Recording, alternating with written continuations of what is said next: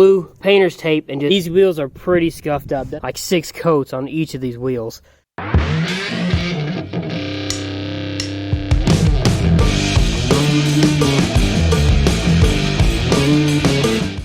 Alright guys, on today's adventure, we're going to paint my 400EX rims. What I'm using is some Rust-Oleum gloss paint right here.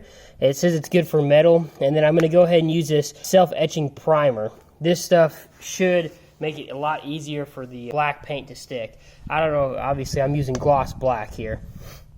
So really the first step should be is to take your wheels off, which I didn't show that, and I've already actually done all the work for this, but I'm just going to go ahead and walk you guys through what you should do. First thing I did was deep clean these things. I got a brush and my pressure washer, and I just scrubbed the hell out of them. I soaked them in Dawn dish soap, rinsed them off, scrubbed them again, rinsed them off, and then what I'm going to do now, sand them with some like 400 grit sandpaper, and I actually have some steel wool. I'm going to test that out, see if that works. Okay guys, so what I did was I ended up using that steel wool. It kind of scuffed it up enough, but as you can see, these rims are pretty rough. They got nicks and cuts and scratches and gouges all in them. I'm not super worried about what's going to happen to them and how they're going to look because they're not that great of rims anyway. What we're going to do, since I've already scuffed them with the steel wool, I'm going to go ahead and let them sit out here in the sun and dry off. You want to make sure they're completely dry. Once they're dry, I'm actually going to take my air compressor and blow them off just in case anything landed on them. As a tip, leave your cans of paint in the sun, especially if it's cold. You want to make sure they're warm as you spray the stuff. It says on there you're supposed to spray it from anywhere from 50 to 95 degrees. Once your wheels are dried off, go ahead and take an air compressor and blow it out real good. That way there's no dust or any residual water, and then let it stand again for like 10-15 minutes. That way that water has time to evaporate off. Another tip here, to help keep paint off of your valve stem, get some blue painter's tape and wrap it around the threads on here without the cap on. Now that everything's dry, what you want to do is take some tape or some index cards. It'd be a lot easier if you use index cards, but I didn't have any. So what I've done is got some blue painter's tape and just try to stick it underneath this rim edge as best I could, and then just do another layer. I shouldn't be going way out anyway when I'm spraying. And now it's time to spray the etching primer.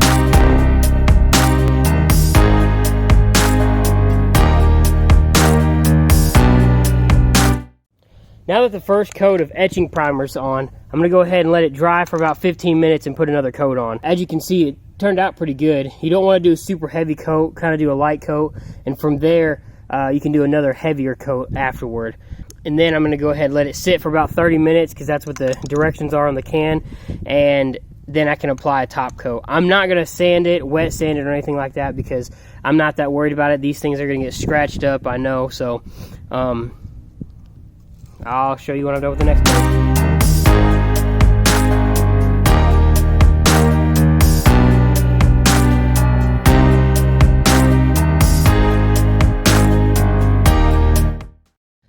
Alright, second coat is done. I'm also spraying my bumper if you didn't realize. Now that these have been sitting for about half an hour, I'm going to go ahead and start my first coat of this gloss black spray paint. I'm going to do a really light coat and on each wheel, and then by the time I'm done with each wheel, I'm going to go ahead to the set, do the next coat. I'm hopefully going to do about 3 to 5 coats. We'll see how this stuff covers. I'm going to start a time-lapse video so you guys can see.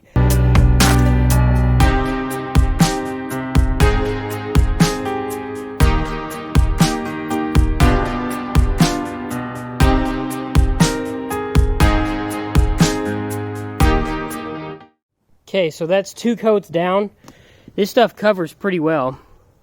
So I'm going to go ahead and let it set for about 15 minutes, and I'll come back and spray another round of coats on it. I didn't realize how far one can would go. Now, granted, I still have to do the other side. There's only one side of the wheels. This one can is probably going to do like 6 coats on each of these wheels because, they're pretty small. So it's pretty windy out here, so I think these things are drying a lot faster than normal.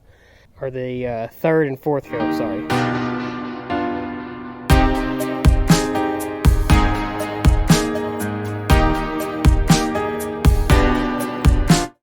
Coat number 4 is on. Probably going to go ahead and just do one more and see how it turns out. Let it dry for an hour and should be able to handle. Then flip them over and start the other side. Alright guys, so this is coat number 5. I'm going to go ahead and let them dry for about an hour. That's what it says. And I'm going to go ahead and flip them after that and start primer on the other side and start all over. Didn't even finish one can of paint for all 4 tires. So I could possibly do another coat, but my freaking finger's getting tired of it. I need one of those handles you can spray like that. I'll let you guys know when I'm done with the other side. I'm not going to film all that. There's no reason. You guys understand what I've done. So I'll show you what it looks like after everything's dried. It'll probably be in the next day or two after this, because I don't know if I have enough time to put them on tonight.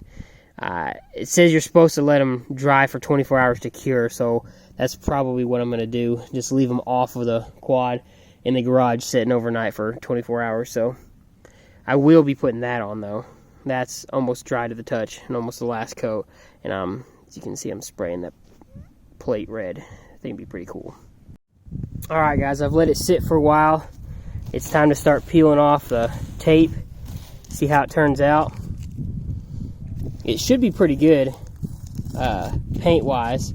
It's all dry now, aside from all the scratches and dents and nicks and stuff on them. I think they look pretty decent. I still have to do the other side, but I'm just now taking the tape off so I can flip it over. Got to take all the tape off all of them. That's going to be dry too here in a minute, and I'm going to go ahead and mount that back up after I do a couple coats on these.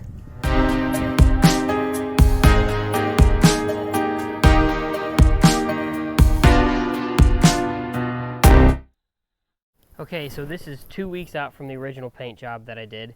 I know that I said I would probably post a picture the next day or whatever I said in the video, I'm not sure. But I kind of forgot, and I've went on several rides since then. The paint has had plenty of time to cure. There are some new issues that I want to point out to you with the paint. But other than that, it seems to have held up pretty good. I do think, though, that the front bumper turned out best. It looks pretty freaking cool, if you ask me. First thing I want to point out is on this rim right here, there's already chips of paint missing. This is not from riding. What had happened is the very first ride I went on, my four-wheeler, me not thinking anything of it, ran out of gas. I'll post a picture because I thought it looked actually pretty cool. My buddy Trent came and picked me up, and we loaded my four-wheeler into his truck, and in doing so, the side of the rim rubbed up against the bed of his truck. And normally these wouldn't rub in a truck his size, but because I have these wheel spacers on, they seem to have rubbed on the side of his bed. So that's where this marks are from. Let's see. There was another small nick here, right here, but I don't think that's from his truck. It may even be from his truck, but I don't know. The wheels are kind of dirty right now because I didn't really pressure wash them or actually wash them. I just sprayed them off with the hose because they were pretty muddy. Let's see. This side looks pretty good. It may have been just from rubbing against the bed of his truck. Who knows? I won't know. All I have to do is hit it with a couple sprays with that black spray paint and it should cover it right back up. The front bumper turned out pretty good. Again, it's dirty right now. I've tried to spray it off this morning with some water, but it didn't really get any of the mud or any of the dirt off, but that's okay. I did add some pod lights right here. These will be coming out in a future video. I'll show you guys how I put them on. It's pretty simple, pretty cool little thing too, and they are amazing at night. It brightens everything up. But just wanted to show you guys the final outcome. It's pretty windy out today. It's pretty cold too. Here's the four-wheeler.